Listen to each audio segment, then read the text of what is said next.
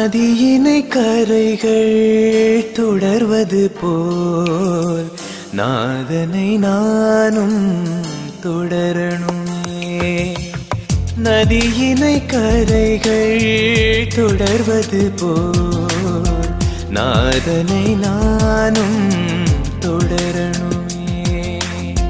நேரம் 12 ஆகும்போது முட்கள் ஒன்றாய் இருப்பது போல் இயேசுவும் நானும் இருக்கணுமே.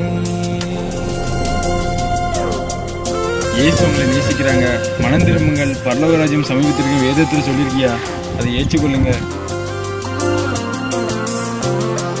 சவுக்கடி எனக்கு கொடுத்தாலும் கிறிஸ்துவின் அன்பில் நிலைத்திருப்பேன்.